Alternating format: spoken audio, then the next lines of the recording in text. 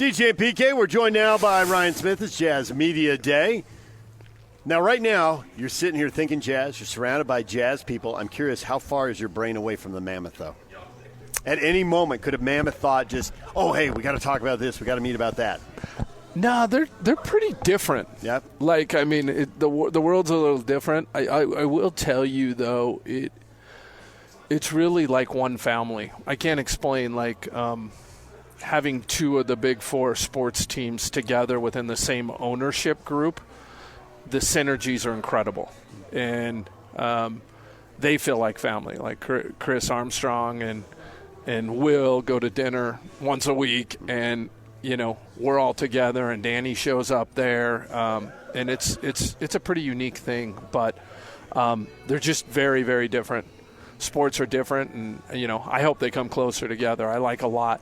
I think they can both learn from each other, and it's pretty exciting, though. They're both kicking off. I feel like we've been off the court and off the ice for too long, and it'll be good to get everyone together. It's kind of weird how it all happens at the exact same time, but I do like having an off season. The only difference I see is we call the Jazz an organization. They call the Mammoth an organization. Other than that, it's pretty much the same. The objectives are the same, obviously, to field a competitive team on the wood and on the ice. And with Austin Ainge coming aboard, I used to be a beat writer for BYU back when at the Salt Lake Tribune. I covered him at that point all of his 4 years. So I got to know him really well. And I always thought, wow, this guy's got a shrewd basketball mind. Just sitting at airports, and in those days they didn't go charter. It was just wasting time and getting to know him. And I felt like, okay, I could see this down the line, and here he is. And so I was saying earlier that in my mind, I feel like even though a lot of the cast of the characters is the same, it's a new day with the Jazz. Am I off base on that? No, he's an absolute star. And I knew he, I had heard and I had seen and I had watched from a lot of different people. Actually, probably the person I talked the least with about Austin was Danny. It never came up. But I knew enough of the folks in Boston and around the league. I would see him in all the right places at the right time. And, but even then, like, when you recruit people in, like, you don't know how the fit's going to be. Like, what does day two look like? I mean, it's great that first press conference before the draft, but then it's like, okay, how is he going to fit in with Will? How is he going to fit in with myself? How is he going to fit in with Danny and Jay-Z? And I'll just tell you, like, I could not be more impressed, first of all, with how a leader makes their presence known. Not only to ourselves, but also on the court with the players and the guys. The way he's come in and kind of taken control. And also, because there's a lot of big personalities. And doing it his own way, it's authentic. He turns 44 today. He's young. If you look at Will and kind of where he's at, his extension here, we have incredible continuity with a couple stars. And that's what I'm most excited about. I thought Austin did a really good job in the draft. He's asking questions when he needs help, but he's got all the support around him, and it is new. It's a little bit of a different philosophy. Not saying that one's right or wrong. I mean, you got to get a little lucky, and you got to develop a bunch of talent. But I like the way that him and Will are going at it together. And I think it's also a beautiful thing that Danny's sitting up there right around for help on anything. And, having that built-in mentorship for both of them at any time throughout the year is priceless. With the last name, everybody's aware of the connection and all that. So we can assume that they have a lot of things in common. They've talked a lot of basketball, probably see a lot of things the same way. But have you seen some areas where, okay, they are a little different here. Everybody's their own person. There's going to be some differences. Have you seen any of that where Austin might take things in a different direction or look at things a different way? Yeah, I mean, when children grow up, they always grab like a piece of their parents and everything there. Danny's such a raw athlete and talent. Austin's had to earn every ounce of it. Yeah. and do it the hard way. I mean, Austin has a lot of the skills. I think what I like about both Danny and Austin is they're both some of the best talent scouts in the NBA and in the world. The amount of times Austin's been you go talk to him, he's been everywhere in the world. Yeah. He's been in every gym. Right. And he's been right a lot, and Danny's been right a lot. And that doesn't mean in this league. I mean, we've got 3 players from the last 3 drafts. Like, if you've got a 60 or 50% hit rate, you've won, right? For what you're trying to do. But I think reality is he also brings organization.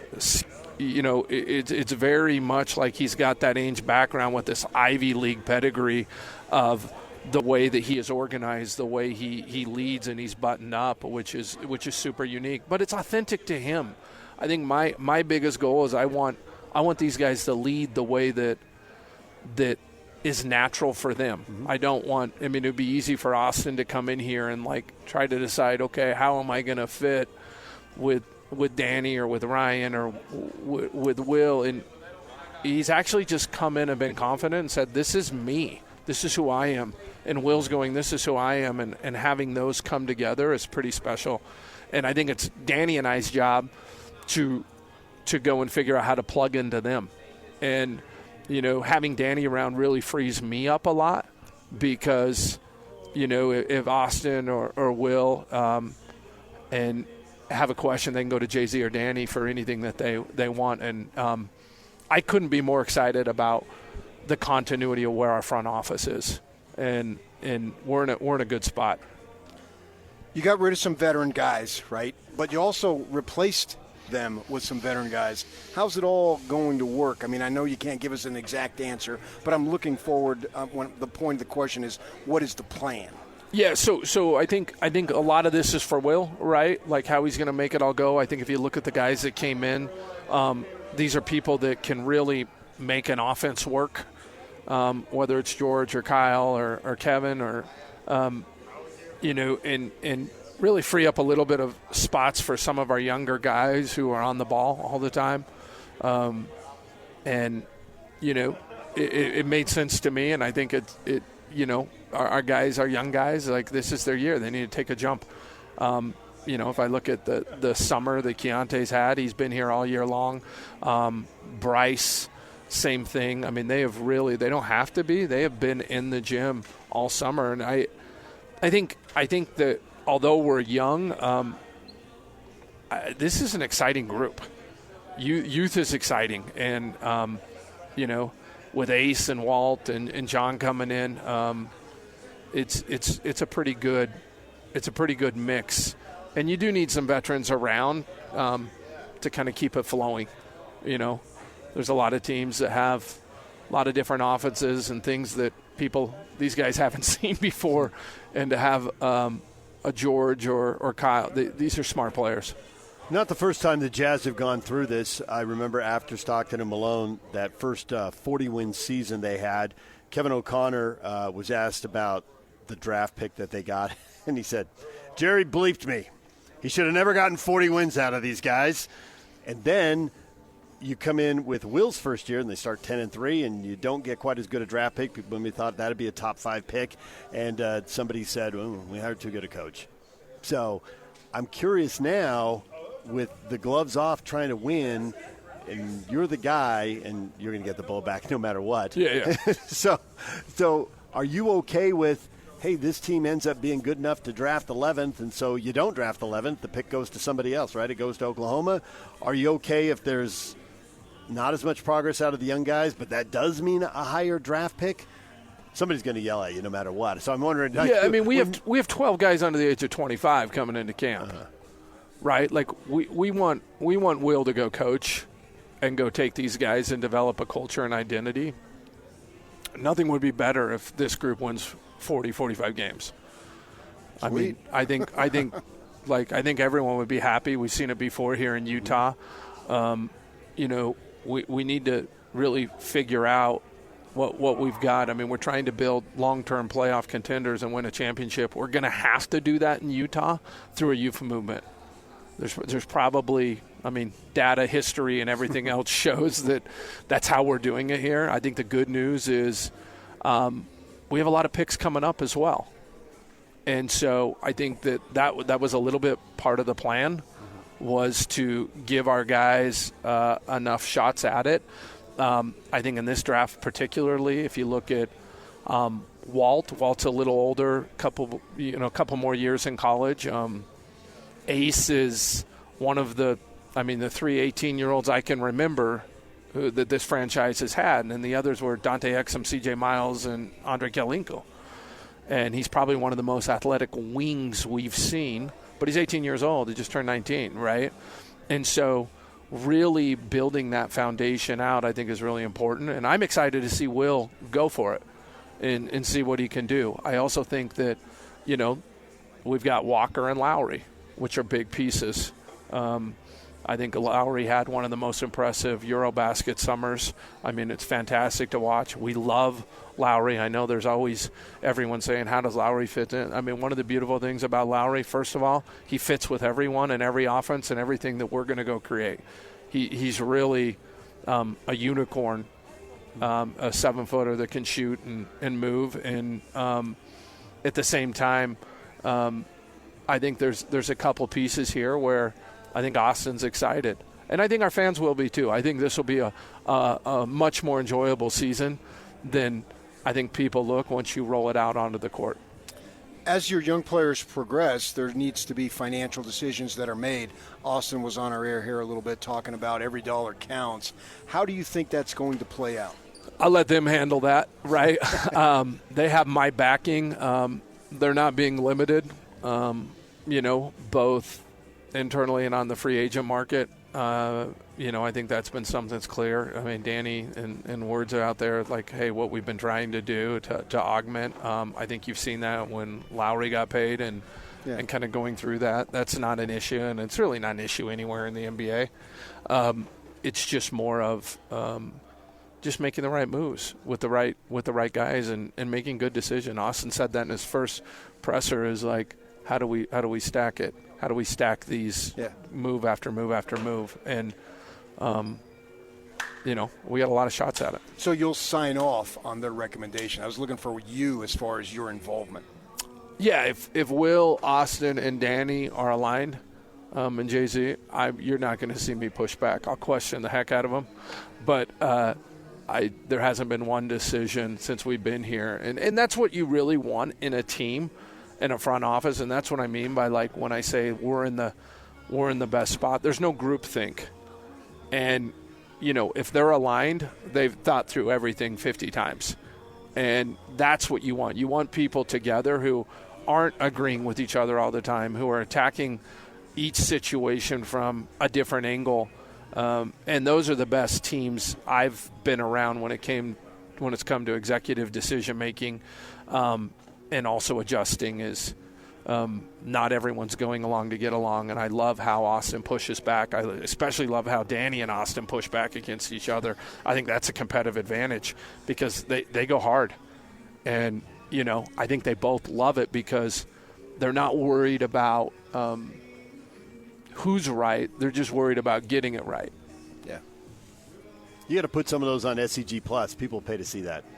Of what? Those two arguing basketball, pushing back and forth. I want them argue. I want them wrestling everything down to the inch. Yeah. Because and with Will in that room, the harder we can go at each other, the better outcome we're going to get on some of these things. And that's always been that way. I mean, I grew up working with my brother, and what an advantage that was because most of the time, we could go a lot deeper and have more iterations than everyone else, and we'd come to a different spot. And so the real question is, where's my role in this? Yeah. When that's going on, when there's checks and balances there, my role is just to be supportive. I'm like travel coordinator and part of the hospitality group. I will go to my grave insisting that it's a total misnomer about players not wanting to come here. I just don't buy it. I think today's players are so sophisticated. Their entourage or their group, their leadership, their circle, maybe is a better word. They understand that go where the environment is best. How much have you seen that be chipped away during your time as the owner? I mean, this is a complicated question because it's a little bit of a self-fulfilling prophecy. Like, I never watched – I couldn't believe our hockey guys. It's like every time they did an interview. Oh, yeah. What was the number one question they were asked? Here. Yeah. What's the number one question they were asked? What's it like being here? How do you like Utah? 400 times? Yeah. Like, really? Can we just be secure and know what we've got here? No, I remember what it was like when I moved here. I remember. I came here in 92, and in 96, 97, I'm still getting asked if you like it. I'm like, I know where the airport is, and I know where the freeway is. If I don't like it, I'm gone. Exactly. I know how to get out. Exactly. I know how to get out. And I think, I just look at it as, my wife grew up in Las Vegas. My family's from the Bay Area in Washington, and then moved out here.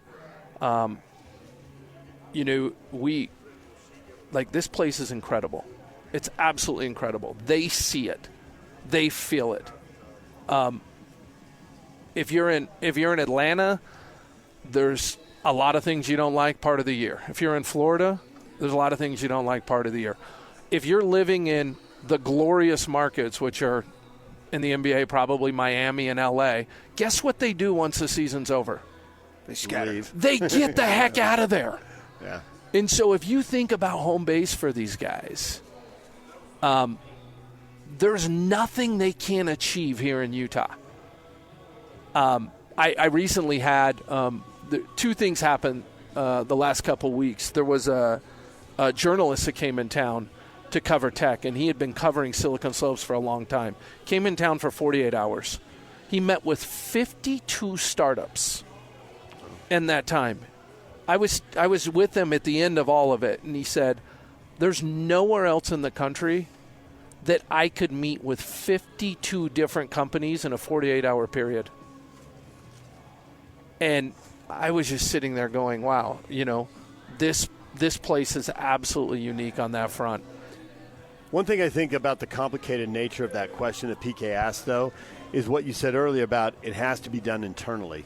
Because I don't know that the top stars are going anywhere. It's not necessarily that they're not coming to Utah because it's Utah, but I don't know how many top stars are willing to move and where they're willing to go. Kevin Durant's moved multiple times. LeBron's moved multiple times. Most of the league has not been in that conversation when they've been willing to move. Now, there's other guys, like the examples of veteran guys in their 30 who want a 2-year deal for a little more than the veteran minimum they want to win. I got a list as long as my arm of guys who are clearly willing to do that here in Utah. Maybe one of the best recent examples was Joe Johnson. Yep. Right? But we can go No. Starks 20 years ago. Yeah, we've got to grow our talent here. I mean, but I think if you look at every championship run right now, they've grown their talent. Kempo in Milwaukee, the Joker. Yep, every single one has grown their talent, and this is where we've arrived. I mean, I know when Danny, first got to Boston, the thing about Boston is no one wants to play there. They never got a free agent. They've never done this, and even then it wasn't. They really it came down to Jason and Jalen, right? Hockey's a little different. You're seeing a lot more movement. Where we are, our name is coming up, and every free agent that comes out there, they're thinking Utah, and hopefully that'll happen. But also, these teams aren't very interested in giving up their stars either. So it's super competitive in the NBA. Winning helps. Getting back to winning can help. But even when we were number one in the league, I remember going into that off season where we had been bounced the first time, and we're trying to get something. We were trying to get something. Here we were with Donovan and Rudy. We were trying. I mean, the list was long, and it wasn't 5 minutes in before we were down at the bottom half of the list going, okay, how do we augment this group? It was super difficult. And it was kind of going to that list that you were talking about. So the league's changed. There's a way to build. Part of that is through the draft because you do get a chance to grow and develop these young players, and then also, kind of have team options as you're going forward, where that's the benefit. Hi, Lowry. You look so good in that uniform.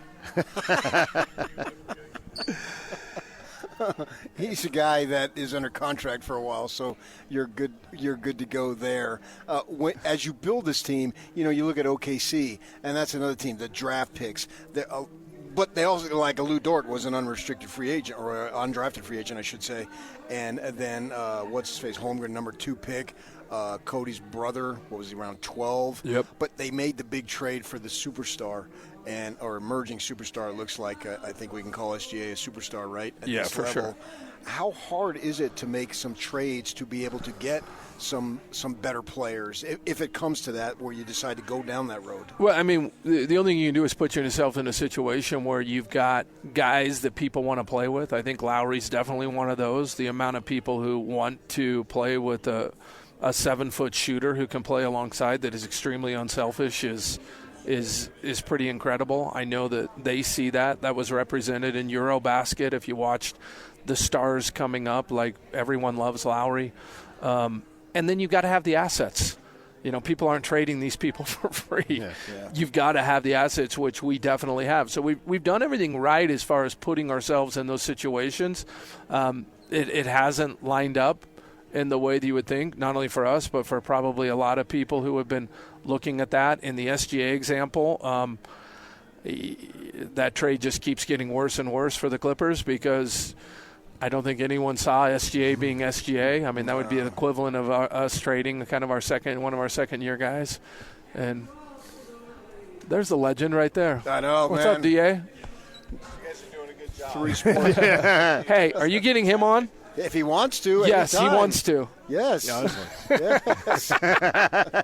I think he wants to take a shot at you right now. Always, always, always. He wants to pull out his driver. Yeah, There you for go. sure. There you go. For sure. The fan experience this year. We've all driven by the arena. We've all seen lots of activity, lots of construction, chain link fences up. There's clearly stuff going on. How is it going to be different? And I think first for hockey fans, are there going to be more seats available? Opening those seats up high in the corner, brilliant move. I was hearing a lot of complaints about the inability to get in and see a game, and people are like, I don't care that it's obstructed. It's $10. We're in. It's fun. We love it. So that was a brilliant move, but obviously people want more access. Yeah, so we started with the lower bowl. Jim Olson has done a great job overseeing that project. That's probably, as a president of the Jazz, not what he said, hey, I want to go do, but he also has incredible – I mean, I think people forget he ran that arena for 20-something years and is really good at this. And so he came in and really took over. We started lower bowl, getting seats all the way around. You've seen the systems that we're using, and it's going to be exciting to get everyone back. And then next year we'll go to one end zone, and then kind of the other do the other. And it's a long project. I wish it was done earlier, but you're starting to see the challenge of kind of staying downtown. Mm-hmm. I mean, this was a heavy lift. We didn't think it could be done. We thought definitely we were going to have to build a new arena, which would have been down south. And, everyone came together and said, no, we really want this downtown. And subsequently, we've come and said, all right, let's actually kind of reimagine that district out there and bring more downtown.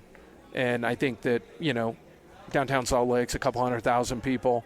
A lot of people live outside and don't come in unless they need to. And when they do come in, it's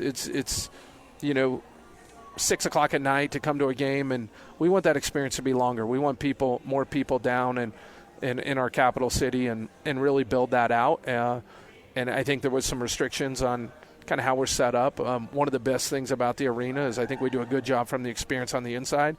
But I think outside we really don't. And so how do we make it so, for example, if you're at Nordstrom's or Marriott, you're going to be able to see all the way through. You're going to have a new convention center there that's kind of built a little bit more for the modern convention business, which isn't just a bunch of warehouses, where you can have multiple events at once. Then you're going to have our Live Nation venue. You'll have a couple of hotels there, and then you'll roll right into that arena. And if you think about Olympics, you think about our games, there's an experience that we can have for people who can come in, who aren't going to come in, and really kind of have that patio of Delta Center just be something that goes for a while, and hopefully allow people to come downtown at 2-3 o'clock in the afternoon and say, hey, I'm going to work down here for the day, and come into the arena. When it comes to the arena experience in itself, for fans, there's a lot that we're working on. I mean, one of the sides will be kind of a newer suite club access level behind kind of the Jazz bench area, which will be similar to almost like a Soldier Field type box situation, but very different than when you get invited to a suite or a loge. Hopefully it'll be much more communal where people can go, they can eat, they can come in at 2 o'clock in the afternoon. Our arena opens at 5:30 or 6. We're asking questions like why shouldn't that basically turn into a WeWork during the day? And if you're a member of that group, you can come in. And so we're really trying to reinvent kind of the future of what our customers want, and from the fans. And we've got an incredible fan base here in Utah. I think that we can't wait to get them back in the building. It'll be an exciting year. We've got an action-packed roster in Delta Center. I mean, it's going to be a lot. Like, I'm glad we had a little bit of an off season because we're going to need the energy to gear up for what's coming. What's the percentage of it being done, what you want done immediately when the season starts? Probably 30% of the arena is done. But we did pick up more seats for both hockey and a little bit, didn't ruin the basketball experience, which is what normally happens. That's the big challenge is when you go out another 50 feet, you basically ruin what we love. And to be able to put that in, it's definitely a work of engineering that's never been done. I've been asked by more fans than I ever expected because there's so many things going on now, and it's tough for minor league sports to compete with major league sports. But I've been asked, well, the Grizzlies are leaving. Do you think Ryan has any interest in putting an ECHL or AHL team in the East Center one day? And I said, I don't know. I'll ask him. Yeah, it's something we talk about. Our farm team is in Tucson, and I know the folks in Tucson really love it there. It's something that they can go and enjoy. Do we want it closer? Yeah, I mean we've seen the benefit of that with the Stars being able to have our players be right there. That being said, we've really been asking the question is, hey, we're also trying to grow the sport of hockey in Utah. So if we were to, bring our team there, would it be better to bring it here, or maybe St. George, or maybe up north, to really kind of expand the sport? And I think there's a lot of discussion and debate that needs to happen on that front. I know for us selfishly, it would be way better to have it closer. But if we're thinking long term and we're saying, hey, look, how do we get more Utahns to skate for Team USA in 34? How would that be? It would probably be expanding it and setting it up. But we're a ways away on that. We're still in a contract for a couple of years down in Tucson and trying to figure it out. But, it's a big part. I mean, if you think about hockey, we draft guys and, for example, Ace and Walt would not be with our team in hockey. They would likely be down in junior or somewhere else, more similar to MLB. Yeah. Are communities taking you up on that match you offered to build new rinks? They are. I mean, we just finished our rinks down south, and that was a big move. I think we doubled the rinks that were there, and now it's really cool because we truly have a model home that we can show them. And that was really important to us for them to see it, because you can tell people like, hey, this is what we want to go do, and they can read about it. But when they see it, it's different. And so they're able to see, I mean, we're kind of done with the community area in the next couple weeks here, where they can actually see that there's 600 skates for rent. There's a team pro shop, and they're going to be able to see these communities. And so we've got community tours lining up. We've got interest from, about 20 different communities who have said, hey, we're in. But we actually really want to show them what that looks like and what they can go do. And the outreach has been incredible, and the offer still stands. We haven't run out of it, so let's keep that going, because youth hockey is really important. Ryan, we appreciate the time as always. No, that was a wide-ranging list of questions right there. Thanks for hanging out and answer all of them. It's kind of our world right now. It's a little wide-ranging. So you're the one who wanted this job, right? Kind of. No. Yeah. There you go. Yeah. All right. Thanks for joining us, Ryan. Take we appreciate care. It. All right. Ryan Smith Talking Jazz and talking Mammoth right here with us on the KSL Sports Zone.